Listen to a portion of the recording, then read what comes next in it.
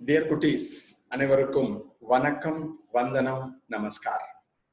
மீண்டும் உங்களை சந்திப்பதில் மட்டற்ற மகிழ்ச்சி அடைகிறேன். Very happy to see you all. இன்னைக்கு பார்க்க போறது செல் டிவிஷன்ல மைட்டோசிஸோட கண்டினியூவேஷன் மியோசிஸ் பார்ப்போம். Meiosis the reduction cell division தமிழ்ல குன்றல் பகுப்புன்னு சொல்லுவாங்க. Because in the end of meiosis, the chromosome number is reduced to half. Meiosis cell பிறதல் இறுதியில நம்மள்ட்ட 46 இருந்ததுன்னா நம்மளோட gametக்கு 23 வந்துடும். So it is said to be a reduction cell division. Actually, the meiotic cell division takes place in the reproductive organs like testis, ovary in animals, and androecium, gynocium in plants. Testis, vindagamnu solluva, the male reproductive structure, ஆணின பெருக்க உறுப்பு. Ovary, அண்டகம்னு சொல்லுவா, the female reproductive structure. Androecium, the male reproductive part in plants, மகரந்தத்தால் வட்டம். Gynocium, the female reproductive part in plants, பெண்ணின பெருக்க மண்டலம். உறுப்பு. அவங்கள்ட்ட தான் நடக்கும். மண்டலம் அல்ல உறுப்புன்னு வச்சுக்கலாம். Testis, அதில் நடக்கிறதுக்கு spermatogenesis, விந்து செல் ஆக்கம்னு பேர். Production of male gamete in the testis is said to be spermatogenesis. விந்தகத்தில் விந்தணுக்கள் உருவாகக்கூடிய ஒரு நிகழ்விற்கு spermatogenesisனு பேர். அப்ப நம்மள்ட்ட 46 இருந்தால் அங்க gametல 23 வந்துடும். Ovary, where oogenesis takes place. அண்டகத்திலே oogenesis, அண்டணு பிறப்பித்தல் நடைபெறும். The development of egg or ovum in the ovary is said to be oogenesis. அண்டகத்தில் அண்டணு உருவாகும் நிகழ்வு. Androecium, the male reproductive part formed by the union of stamens. Androecium என்பது மகரந்தத்தாள்கள் இணைவதன் மூலமாக தோன்றும் மகரந்தத்தாள் வட்டம். Where microsporogenesis takes place. The development of microspore from the mother cell is said to be microsporogenesis. Microspore தாய் செல்லிலிருந்து மைக்ரோஸ்போர்கள் உருவாகும் after meiosis. And in the gynocium, gynocium is a female reproductive part formed by the union of carpels. சூலிலைகள் இணைவதன் மூலமாக தோன்றுவதற்கு சூலக வட்டம்னு தமிழ்ல சொல்லுவா. Where megasporogenesis takes place. Development of megaspore from the megaspore mother cell. Megaspore தாய் செல்லிலிருந்து megaspore உருவாதல். Spermatogenesis, விந்தணு உருவாக்கம். oogenesis, அண்டணு உருவாக்கம். Microsporogenesis, microspore உருவாக்கம். Megasporogenesis, megaspore உருவாக்கம். அப்ப எல்லாமே meiosis நடக்கும். So generally it takes place in the reproductive organs, இனப்பெருக்க உறுப்புகளிலே நடைபெறும். In the end of meiosis, the diploid state reduced to haploid. இருமய நிலையானது ஒருமய நிலையாக மாறும். Diploid means two sets of chromosomes. இரண்டு கற்றை குரோமோசோம் காணப்படுதல். நம்மள்ட்ட 46 இருந்தால் அப்பா 23 கொடுத்திருப்பா ஒரு செட், அம்மா 23 கொடுத்திருப்பா இன்னொரு செட், ரெண்டு set. It will become haploid. 2n n மாறிடும். டிப்ளாய்டுங்கிறது haploid மாறிடும். இருமயம் ஒருமயமா மாறிடும்.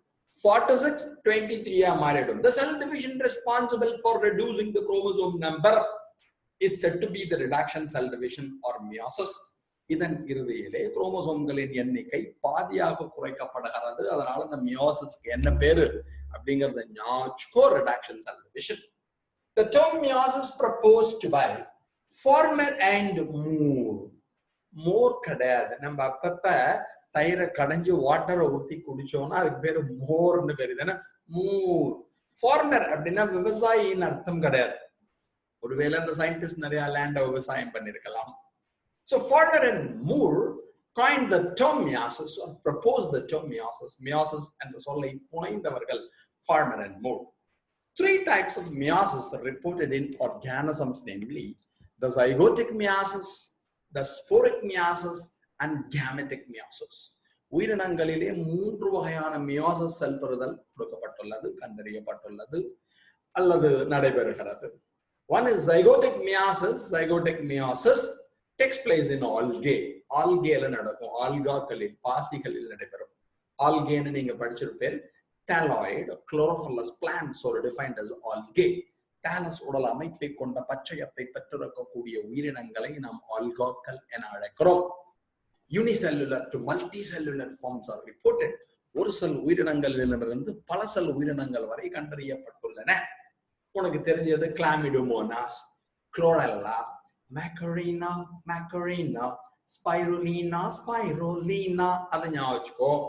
கேரா ஞாபகம் வச்சுக்கோ, அல்வா ஞாபகம் வச்சுக்கோ. அல்வா குலோப் ஜாமுன் எல்லாம் போகக்கூடாது. யுலோத்ரிக்ஸ் ஞாபகம் வச்சுக்கோ, சார்காசம் ஞாபகம் வச்சுக்கோ. நிறைய இருக்கா.